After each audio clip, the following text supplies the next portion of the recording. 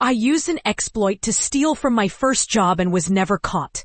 I used to work at a store that was quite popular in my rural area.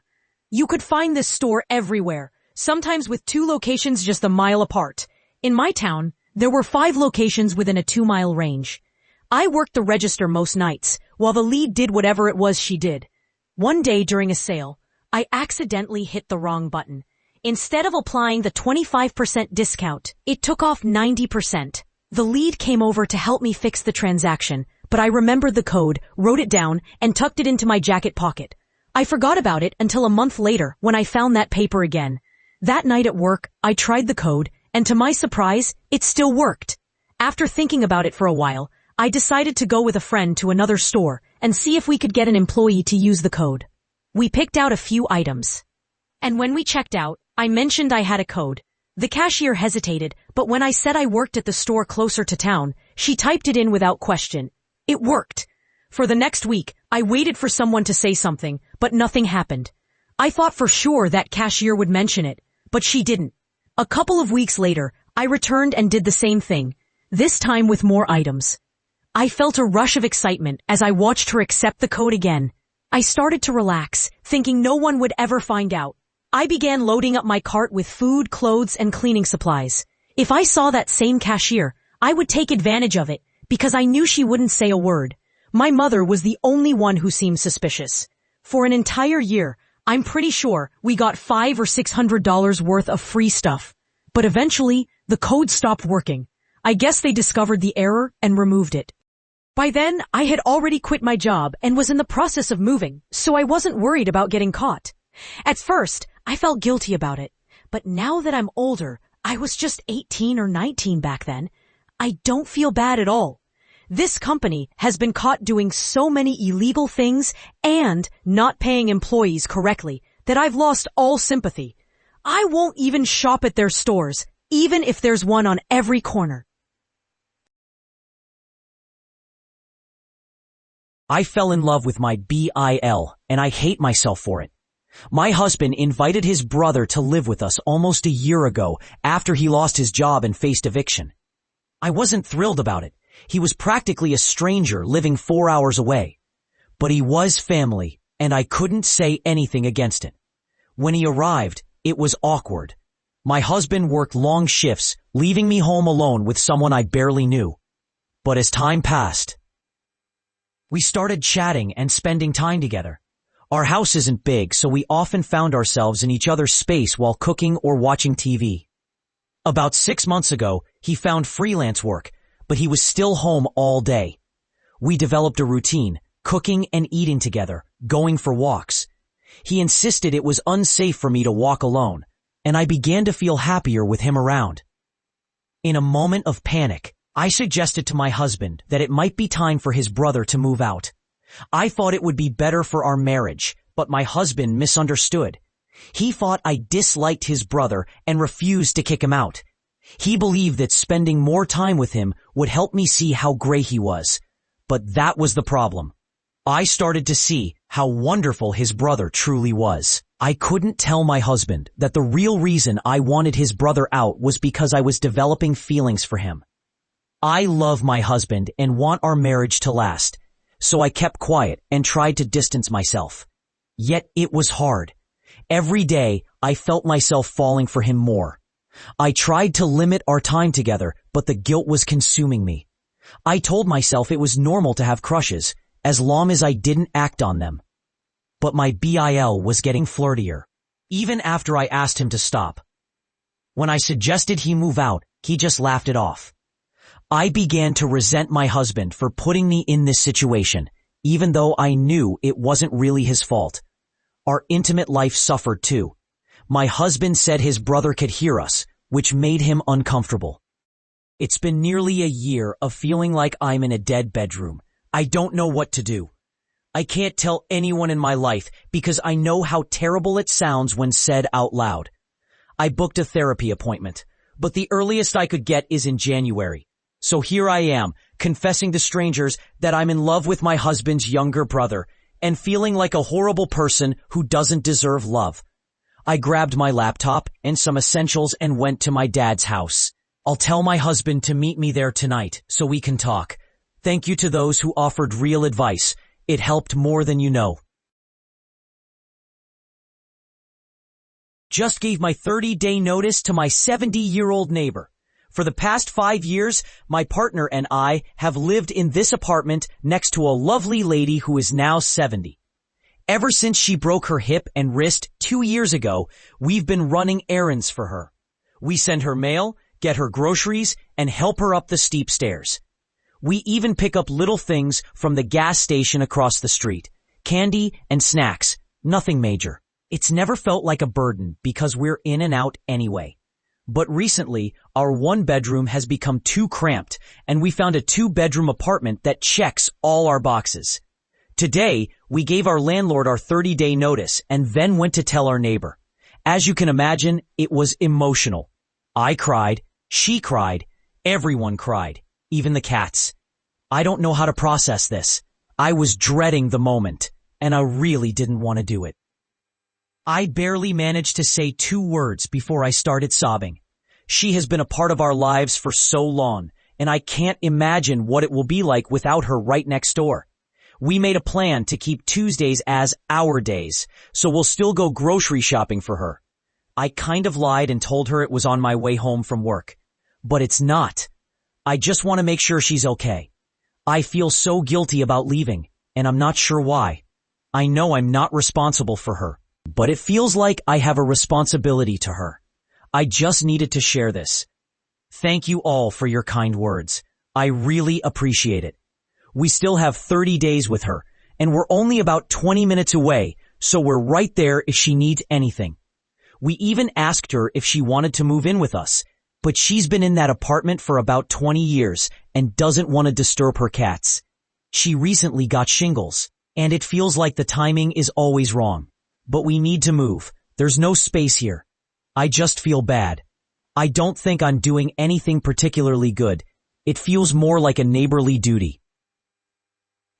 I guess I just wish there were better resources for the elderly.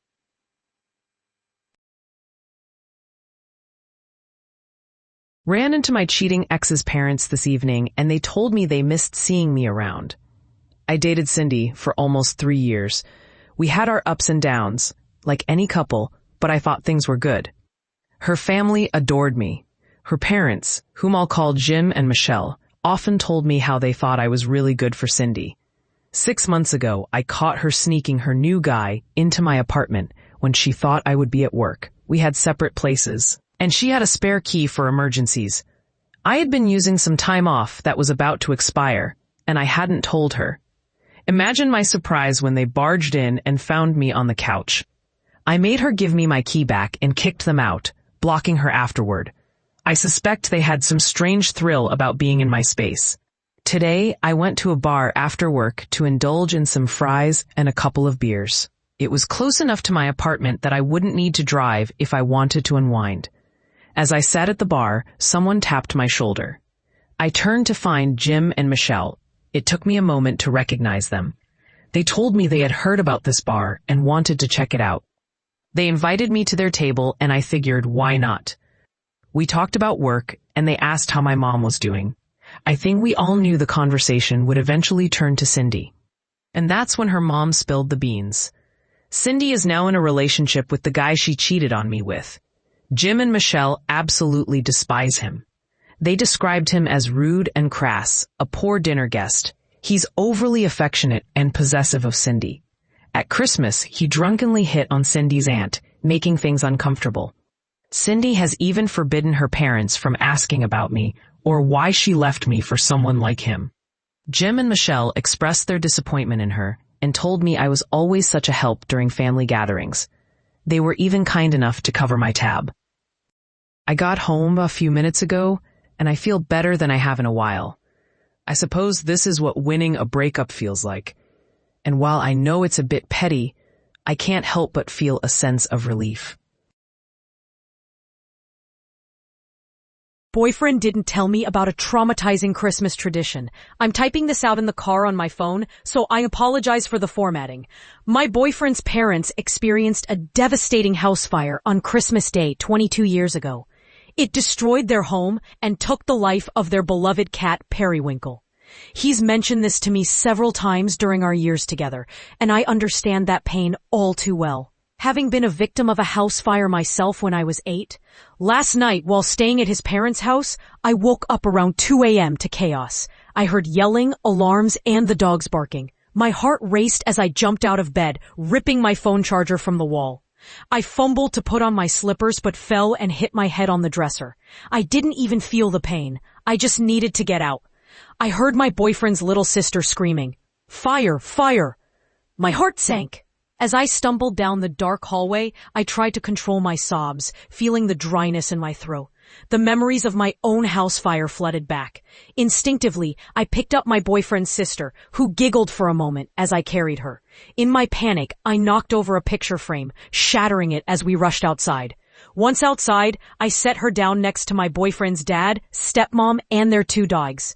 Despite the chill in the air, I felt an overwhelming warmth from adrenaline, but I soon realized I had lost control and wet my pajama pants. I was so embarrassed and overwhelmed, tears streaming down my face. Yet everyone around me was cheering and high-fiving. I was confused and terrified, struggling to hold back a panic attack. My boyfriend approached me with a smile, and I asked, "What is going on?" The sirens and alarms had faded, and the house was dark behind us. He looked at me, finally noticing how shaken I was. I was trembling. And when he touched the bump on my head, I instinctively pushed his hand away. I shouted, "What is happening?" His stepmom tried to comfort me, but I shrugged her off. Then, my boyfriend's dad calmly explained, "We do this every year since the fire, and I time it." He showed me his phone, revealing that only 2 minutes and 13 seconds had passed since he started the fire drill. That number is etched in my mind, a reminder of the trauma. I was shaking uncontrollably, fighting the urge to faint. I called a friend who lived nearby to pick me up since I didn't have my car. My boyfriend's dad told us to come back inside when I figured out what my problem was. He's usually so kind to me. My boyfriend said he didn't think I'd react this way since I don't talk about my fire as much as he does about his. I felt heavy and weightless, lost in my emotions, as he tried to usher me inside to change clothes. I pushed him away, feeling overwhelmed. And he called me a name that stung.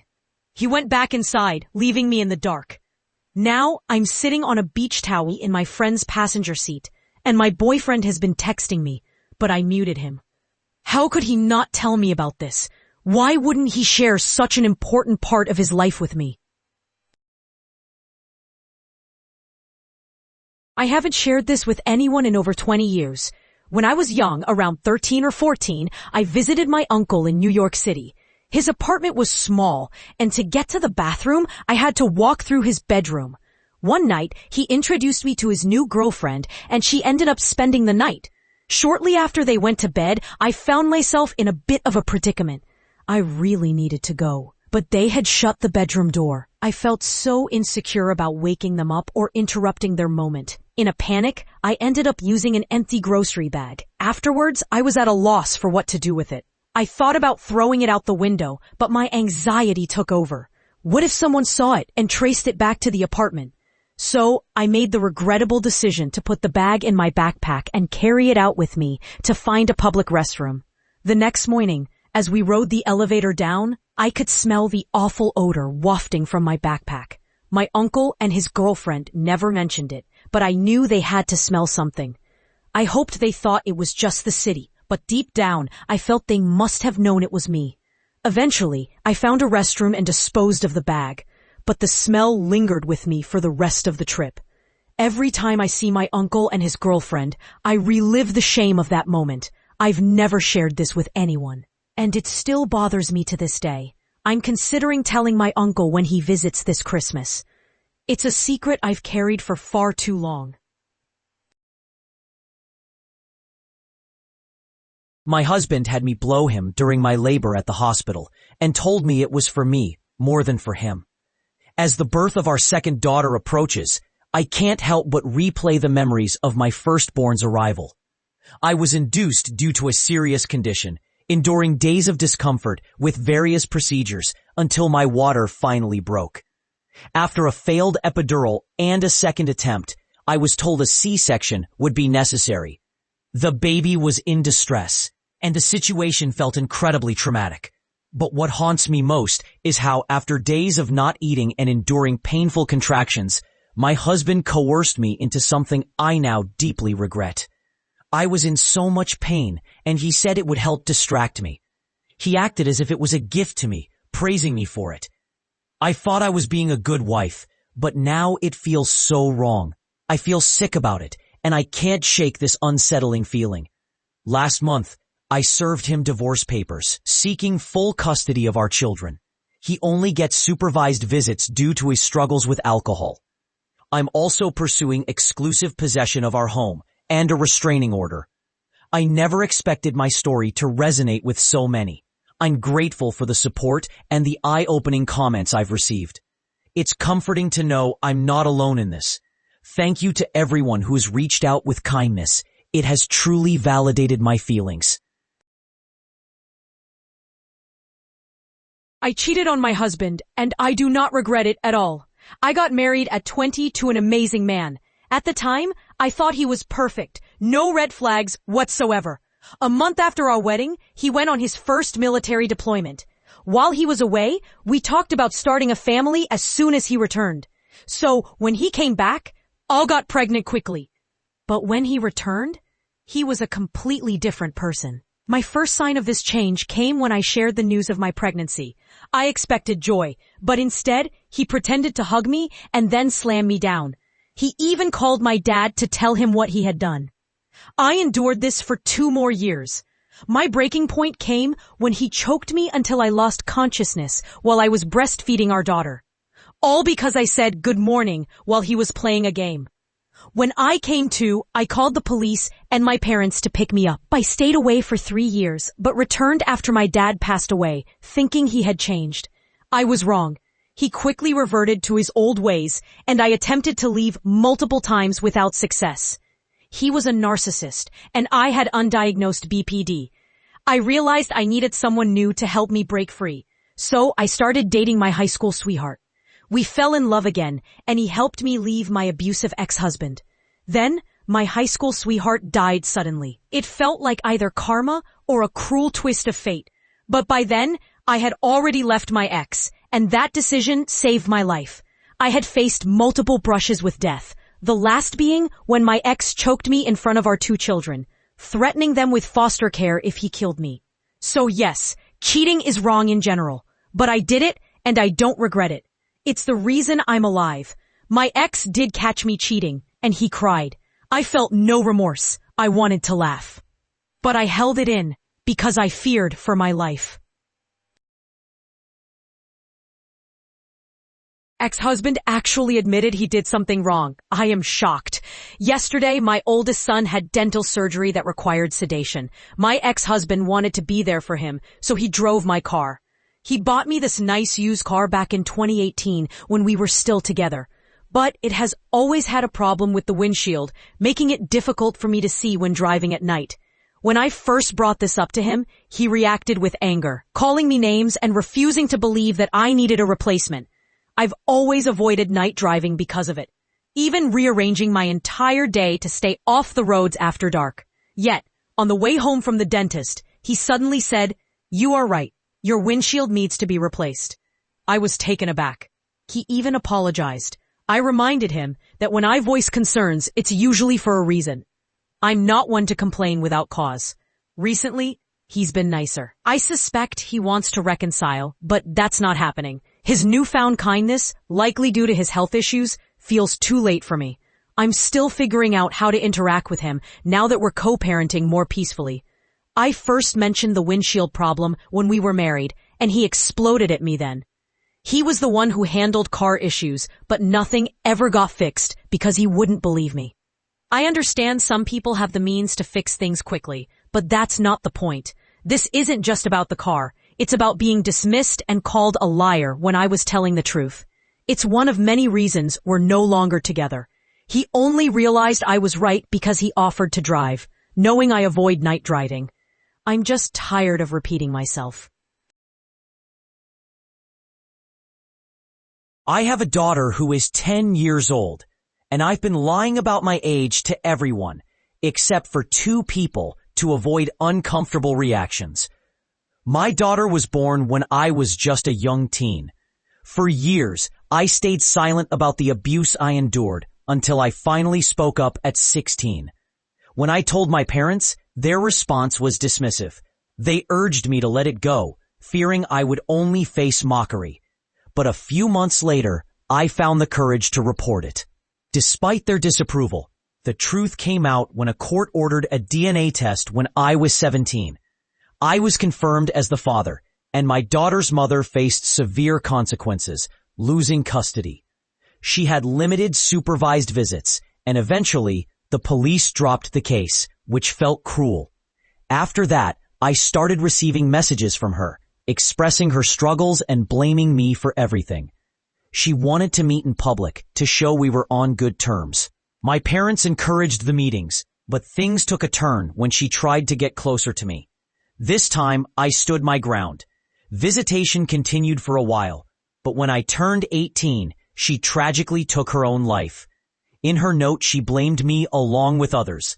My parents reminded me of their disapproval when I reported the abuse, making me feel responsible for her fate. At 19, I left home with my daughter. My dad made it clear I was no longer welcome, and I needed to escape. I moved to another country, even though it was closely linked to my past. It turned out to be the best decision for both of us. Initially, we stayed in emergency accommodation, but I was fortunate to secure a social housing unit. I remember the first time someone did a double take, asking about our ages. Without thinking, I added 4 years to my own age, wanting to shield myself from shame. Since then, I've kept up the lie, except for official documents. People often assume we're siblings, and they're shocked to learn I'm her dad. The only 2 people who know my true age are my partner, to whom I eventually revealed everything, and my boss. My partner is the only one in my new life who knows the full story. My stepmom reported my boyfriend to ICE. He's an American citizen, but his dad isn't. No politics here. His dad is legally in the country with a green card, and his mom is American. But my stepmom is prejudiced, and because she's not white, she believes my boyfriend's family doesn't belong. I'm losing my mind over this. My dad and stepmom have been together since I was 12. Now at 18 and a senior in high school, I live with my boyfriend and his parents. My mom isn't around, and when I turned 18, my dad and stepmom kicked me out. Her son still lives there, and he's 20, along with a few younger siblings. My stepmom has never liked me, and my dad is too weak to stand up for me. I feel guilty for thinking her son is a loser, but he spends all day playing video games. Meanwhile, I'm a straight A student with a scholarship lined up for next year and a job.